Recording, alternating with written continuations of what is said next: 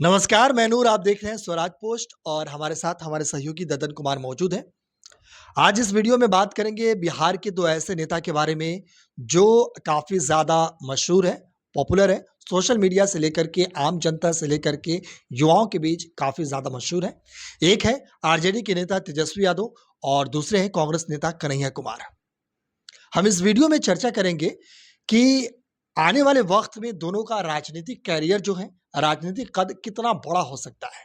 इसके अलावा दोनों किन लिहाज से युवाओं में मशहूर हैं, क्यों दोनों सुर्खियों में रहते हैं। दोनों के बीच कई तरह की तमाम तरह की बातें चलती है, सोशल मीडिया से लेकर के न्यूज़ से लेकर के तमाम जगहों पर कई कई बातें चलती है कि दोनों के बीच अनबन है, दोनों के बीच ये है, वो है। हम इस वीडियो में आपको क्लियर कर देंगे कि आखिर दोनों के बीच क्या है, क्या राजनीतिक संभावनाएँ हैं, वगैरह-वगैरह तमाम सवालों का जवाब हमारे साथ ददन जी देंगे। ददन जी, सबसे एक छोटा-सा सवाल हम आपसे पूछेंगे कि तेजस्वी यादव और कांग्रेस नेता कन्हैया कुमार जो दोनों युवा हैं, तो दोनों के बारे में आप क्या सोचते हैं? या आपने जो खबरें विश्लेषण किया है, उसमें आप क्या समानता देखी है, क्या विषमता देखी है? ये आप ज़रा बताइए। देखो, दोनों में कई समानता भी है और कई असमानता भी है। समानता ये है कि दोनों युवा चेहरे हैं, युवा नेता हैं और दोनों बिहार से हैं और दोनों की उम्र लगभग 2-3 साल की अंतराल है। और जहाँ तेजस्वी की बात करें, बिहार में वो खुद युवा नेता के रूप में युवा लोगों में काफ़ी फेमस है। वहीं अगर बात कन्हैया कुमार की जाए, तो वो भी युवाओं में फेमस हैं, लेकिन वो बिहार में उतना नहीं, लेकिन राष्ट्रीय स्तर पे उनका युवाओं में फैन फॉलोअर्स ज़्यादा है। तो इस स्तर से ये तो है कि दोनों में ये समानता है। अच्छा, ये समानता है। इसके अलावा ददन जी हम ये भी गौर करेंगे और ये चीज़ें देखेंगे जैसे कि तेजस्वी यादव के बारे में अगर बात करेंगे तो तेजस्वी यादव को प्रशासनिक अनुभव है, डिप्टी सीएम रह चुके हैं। इसके अलावा जो उनकी पार्टी है, वो ख़ास करके पार्टी के अब नेता हैं, तो चूँकि अब इनकी भी पकड़ यादव और मुस्लिम समाज में काफ़ी ज़्यादा अच्छा खासा हो गया है। इसके अलावा जो वो लगातार रोज़गार की बात करते हैं, बेरोज़गारी को दूर करने की बात करते हैं, तो युवाओं में इस लिहाज से वो काफ़ी ज़्यादा मशहूर हो गए हैं। लेकिन अगर दूसरी तरफ अगर कन्हैया कुमार की अगर बात करें तो कन्हैया कुमार के जो वक्तव्य होते हैं, जो भाषण होते हैं, जो स्पीच होते हैं, उनमें वो सबूतों के साथ जो सरकार के घेरने की कोशिश करते हैं, वो भी युवाओं को काफ़ी ज़्यादा भाता है। हालाँकि कन्हैया कुमार जो है वो राजनीतिक में असफल लोग माने जाते हैं। असफल है क्योंकि कई चुनाव अभी वो जीत नहीं पाए हैं, चुनाव वो हार चुके हैं। लेकिन हम ददन जी आपसे हम ये जानने की कोशिश करेंगे कि आने वाले वक़्त में क्या कन्हैया कुमार का राजनीतिक कद बिहार में बढ़ सकता है? तेजस्वी यादव से ज़्यादा बढ़ सकता है या कम बढ़ सकता है या क्या होने वाले संभावनाओं पे बात करेंगे? देखिए, यही कद को लेकर ही तो ये बिहार में ऐसी सियासत हो रही है, क्योंकि कन्हैया कुमार आपने बोला ना कि 2 चुनाव लड़े और हार गए। एक्चुअली हारे नहीं, हराए गए। अब कैसे? क्योंकि जब गठबंधन में रहते हुए 2019 में कन्हैया कुमार चुनाव लड़ते हैं, तो नाराज़ होकर आरजेडी अपना उम्मीदवार उतारती है और इनको हराने की भरपूर कोशिश करती है और नतीजतन ये हार भी गए। तो कन्हैया, कहने का मतलब है कि कन्हैया को वैसा प्लेटफ़ॉर्म नहीं दिया गया कि वो विक्ट्री करे। दूसरा अच्छा दूसरा आप कह रहे हैं कि यहाँ पे वो हराने की कोशिश की गई। दिल्ली में क्या हुआ? दिल्ली में भी वैसे वहाँ तो तेजस्वी यादव नहीं थे। लेकिन राजनीतिक ज़मीन बेगूसराय था ना उनका। वो बेगूसराय में ज़्यादा फेमस है ना, दिल्ली में है, लेकिन अब वोट दिल्ली की अपेक्षा अगर हम वहाँ बिहार की अगर बात करें, तो बिहार में उनके वोट जो जिनसे हारे गिरिराज सिंह से हारे तो उनका वोट ज़्यादा था हारने का और दिल्ली में तो कम था।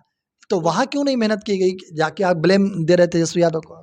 नहीं, नहीं, वो बात सही आप कह रहे हो, लेकिन ये स्पष्ट है कि भाई उनको यहाँ से वहाँ ट्रांसफ़र कर दिया गया। जबकि एक बार यहाँ लड़े और हारे, तो उनको दोबारा यहाँ मेहनत करने देना चाहिए था और उसके बाद दूसरे टर्म में जो भी वो परिणाम आते, देखा जाता। लेकिन उनके साथ ऐसा नहीं हुआ। उनको देखिए, ये इसके पीछे एक कहानी है। कहानी ये है कि बिहार में कांग्रेस ये चाहती है कि कन्हैया के सहारे सियासत पे दाँव खेला जाए, लेकिन उतना ही कन्हैया को आगे जाने देना है जितना कि दूसरे गठबंधन जैसे आरजेडी के सुप्रीमो लालू प्रसाद चाहते हों। क्योंकि इसके बारे में जो इस पूर्व प्रदेश अध्यक्ष थे अखिलेश प्रसाद कांग्रेस के, कन्हैया कुमार की राजनीति में एंट्री करने को लेकर नाराज थे। अ, अखिलेश प्रसाद सिंह लालू जी के करीबी माने जाते हैं। तो ये खेल है, क्योंकि देखिए लालू जी को ये एक डर है कि कहीं बिहार में तेजस्वी से तेज तरार कोई नेता उनके कम से कम गठबंधन महागठबंधन में तो ना हो। लेकिन ददन जी, एक चीज़ हम ये समझने की आपसे कोशिश करेंगे कि जिस तरीके से आपने बात कही और जो बातें तमाम सवाल जो उठ रहे हैं, इससे हम आपसे जानने की कोशिश करेंगे। कांग्रेस का जनाधार बिहार में काफ़ी ज़्यादा कमज़ोर है, ये तो तय है, ये तो इसमें कोई शक नहीं है। आरजेडी का जनाधार जो है बिहार में काफ़ी ज़्यादा है, ये भी इसमें कोई शक नहीं है। लेकिन एक बड़े जनाधार वाले नेता को, जिनके पास बड़ा जनाधार है, उसको एक छोटे से नेता से डरने की क्या ज़रूरत है? इसके अलावा जब अलायंस में है, उनके कंधों पे यानी कि 90 के दशक के बाद जब कांग्रेस की हालत बिहार में देखेंगे, तो लालू के सहारे ही वो जी रहे हैं, मर रहे हैं। जो भी है, लालू के सहारे ही है। तो लालू क्यों डरेंगे? आखिर एक छोटे से नेता भी कह सकते हैं इसको क्योंकि राजनीति की इसकी कोई पहचान नहीं है। तो कन्हैया कुमार से डरने का रीज़न क्या है? ऐसा तो है ही नहीं। अब इसके पीछे ये रीजन है कि देखिए, आपने बार-बार सुना होगा कि तेजस्वी के पढ़ाई को लेकर सवाल उठते हैं। लेकिन वहीं कन्हैया कुमार जो हैं वेल एजुकेटेड हैं और वो माहिर हैं कि मंच से किसी भी विपक्षी को ध्वस्त कर देते हैं, और वो भी तथ्य परक। ऐसा नहीं कि कुछ भी बोल दिया, ये कर दिया। दूसरी बात कि जहाँ सभा भी करते हैं वहाँ भीड़ अच्छी खासी देखी जाती है। अब यही भीड़ और उनके वो विपक्षियों को घेरने की जो शैली है, इससे यही डर है कि कहीं आज कन्हैया कुमार को हमने सहारा दिया और यहाँ पे उन्होंने अपना पैर जमा लिया, तो आने वाले समय में ये हमारे लिए चैलेंज ना बन जाए। अच्छा, एक सवाल जो है, अभी फ़िलहाल जो है, फ़िलहाल की राजनीति में, बिहार की राजनीति में काफ़ी ज़्यादा घूम रहा है कि महागठबंधन की तरफ से सीएम फेस कौन होगा? इसको लेकर के राहुल गांधी से भी सवाल पूछा गया, लेकिन राहुल गांधी ने कोई स्पष्ट इस पर बात नहीं कही। लेकिन इसके अलावा जब तेजस्वी यादव मुज़फ्फरपुर पहुँचते हैं और वो कहते हैं कि तेजस्वी 243 सीटों पर अकेले चुनाव लड़ेगा। आज की खबर है, जब कन्हैया कुमार से पूछा गया कि बिहार में महागठबंधन की तरफ से सीएम फेस कौन होगा, तो उन्होंने लाग लपेट कर ही जवाब दिया। उन्होंने स्पष्ट नहीं बताया। तो क्या कांग्रेस की तरफ से अभी तक तेजस्वी यादव को सीएम फेस मानने को तैयार नहीं हुई है। इसके पीछे क्या बन रही है? क्या राजनीतिक चीज़ें बन रही है? क्या खिचड़ी पक रही है? हम आपसे जानने की कोशिश करेंगे। देखिए, ये तो आरजेडी अपने आप में एक यहाँ चेहरा है और तेजस्वी अपने आप को सीएम मानते हैं। सीएम फेस मानते हैं, इसमें कोई दो राय नहीं। लेकिन रही बात सहयोगी दलों की, तो उनकी भी अपनी-अपनी एक रणनीति है। कांग्रेस उसी रणनीति के तहत काम कर रही है। कारण है कि देखिए, कांग्रेस 20 की स्थिति में नहीं है, ये 2025 की स्थिति में कांग्रेस पहले से बोल्ड हुई है और यही कांग्रेस की रणनीति है कि चुनाव होने से पहले हम डिक्लेयर नहीं करेंगे। इसका कारण ये है कि जिसको जितना सीट मिलेगा उसके अकॉर्डिंग बैठकर फिर टेबल पे बात होगी। अच्छा, फिर हम वापस आते हैं, अपने टॉपिक की तरफ आते हैं, कन्हैया कुमार की तरफ आते हैं। जिस तरीके से वोटर अधिकार यात्रा के दरमियान पूर्णिया के सांसद पप्पू यादव और कन्हैया कुमार को रथ पे चढ़ने नहीं दिया गया। तो ये खबरें भी उठने लगी कि कन्हैया कुमार को दरकिनार किया जा रहा है। तो क्या ये संभव नहीं था कि तेजस्वी यादव और कन्हैया कुमार एक फ्रेम में दिखें? और जिस तरीके से तेजस्वी के लिए ही कन्हैया कुमार अगर प्रचार करें तो शायद युवाओं का जो वोट बैंक है, युवाओं का जो मिजाज है, वो पूरी तरीके से बदल जाएगा। क्या ये संभव नहीं था? देखिए, ये आप जो बात कह रहे हैं बिल्कुल सही है।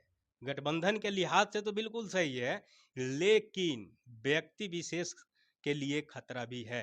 आप ये क्यों भूल जाते हैं कि 2019 में जब कन्हैया कुमार बेगूसराय से चुनाव लड़ते हैं, तो आरजेडी भी अपना उम्मीदवार सिर्फ कन्हैया कुमार को हराने के लिए खड़ा करती है। नहीं है कि डिप्टी सीएम ऐसा ही बन गए उनमें। अच्छा, ददन जी, जिस तरीके से आप बात कर रहे हैं अंदर खाने में क्या चल रहा है, लेकिन जिस तरीके से मंच पर राहुल गांधी बैठते हैं, कांग्रेस के महागठबंधन के तमाम नेता बैठे रहते हैं।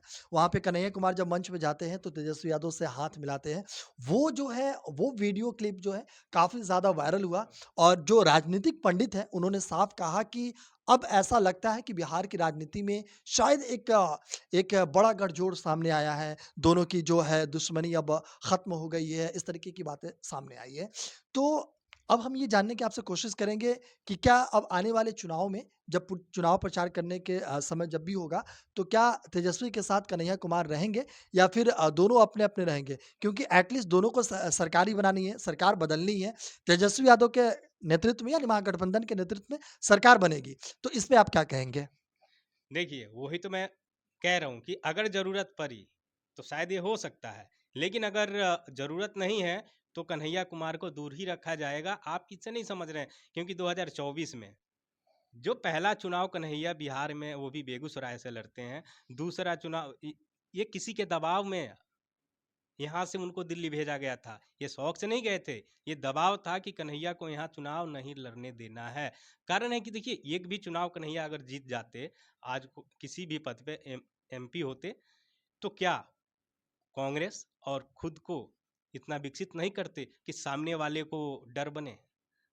क्योंकि ऑलरेडी सामने वाला इनसे ही डर है। देखिए, बिहार में 2 ऐसे चेहरे हैं, जो कभी ना कभी किसी के डर के कारण वो अभी तक पीछे हैं। एक पप्पू यादव है और ये तेजस्वी वो भी उनका भी कुछ ऐसा ही कहानी है, क्योंकि उनसे भी कई पार्टियां ऐसे हैं कि ज़रूरत पर मिलाती तो हैं, लेकिन उनको भी हद से ज़्यादा छूट नहीं देती। डर है कि कहीं ये हमसे आगे ना निकल जाए। वही कहानी कन्हैया कुमार के साथ है कि कांग्रेस भी चाहती है, आरजेडी भी चाहती है कि साथ रहे, ये करे, सब हो, लेकिन अच्छा, डर ये है ठीक। कि हद से आगे ना निकल जाए। अच्छा ददन जी, राजनीति चूँकि संभावनाओं का खेल है। जिसकी ज़्यादा संभावना होती है वो कुछ भी कहा नहीं जा सकता है। लेकिन एक संभावना ये भी है कि जिस तरीके से कन्हैया कुमार राहुल गांधी के इतने करीब पहुँच जाते हैं, छात्र नेता के बाद से वो राहुल गांधी के काफ़ी ज़्यादा करीब हो जाते हैं। राज्य की यात्रा में जिस तरीके से देखा, चाहे वो अदर स्टेट में हो या बिहार में शायद ही उतना देखा गया कन्हैया कुमार को, लेकिन वो कंधों से कंधे, कदम से कदम मिलाकर राहुल गांधी के चल रहे हैं। तो क्या ऐसा संभव है कि अगर कांग्रेस को ज़्यादा सीटें आती है, तो भविष्य में कन्हैया कुमार बिहार के मुख्यमंत्री के उम्मीदवार हो सकते हैं? देखिए, ये तो भविष्य तय करेगा, क्योंकि अब कांग्रेस को कितने सीट आती हैं, क्या है, ये अभी कहना तो स्पष्ट कहना उचित नहीं होगा। लेकिन देखिए, कांग्रेस भी यही चाह रही है कि आरजेडी के सहारे बिहार में अपना खोया हुआ ज़मीन तलाशा जाए और अपना कद बढ़ाया जाए। अब जैसे ही कांग्रेस का कद बढ़ेगा, तो भविष्य में ऐसा नहीं है कि कन्हैया के सहारे चुनाव नहीं लड़ सकते हैं, लड़ सकते हैं। और लेकिन फिलहाल जिस कंडीशन में कांग्रेस है, अभी आरजेडी से बैर नहीं करना चाहेगी। बिल्कुल। बिल्कुल ददन जी ने बहुत अच्छे तरीके से इन सवालों का जवाब दिया जो तमाम तरह के सवाल थे, जो सोशल मीडिया से लेकर के कई जगहों पर ये तैर रहे थे, इन्होंने काफ़ी बेबाकी के साथ वो बातें रखी। लेकिन आपको ये जानना बेहद ज़रूरी है कि जिस जैसे तेजस्वी यादव युवाओं के बीच काफ़ी ज़्यादा मशहूर है, पॉपुलर है, ठीक उसी तरीके से कन्हैया कुमार भी हैं। लेकिन थोड़े-से हम पीछे आपको लेकर चलते हैं कि कन्हैया कुमार का सिर्फ़ 50 मिनट का भाषण जब वो देश विरोधी नारों के बाद जब वो जेल गए थे, उसके बाद जेल से बाहर आए थे और जेएनयू कैंपस जब पहुँचे थे, वहाँ पर युवाओं के बीच सिर्फ़ 50 मिनट का भाषण दिए थे और 50 मिनट के भाषण में ये तय हो गया था कि कन्हैया कुमार अब जेएनयू की चारदीवारी में नहीं रहेंगे, वो अब देश की राजनीति में जाकर अपनी बात रखेंगे। जिस तरीके से उन्होंने पीएम सरकार बीजेपी सरकार और आरएसएस पर हमला बोला था, उसके बाद ये तय हो चुका था। लेकिन अब वक़्त बताएगा कि आने वाले दिनों में दोनों नेताओं के बीच क्या संभावनाएँ होती हैं? दोनों का राजनीतिक कद कितना बड़ा होता है, ये तो वक़्त बताएगा। लेकिन फ़िलहाल दोनों महागठबंधन के नेता हैं और दोनों इस सरकार को हटाने के लिए यानी प्रेज़ेंट जो बीजेपी सरकार है, उनको हटाने के लिए दोनों अपने-अपने हिसाब से रणनीति सेट कर रहे हैं। ऐसे तमाम छोटी और बड़ी खबरों के लिए हमारे साथ जुड़े रहिए और देखते रहिए स्वराज पोस्ट।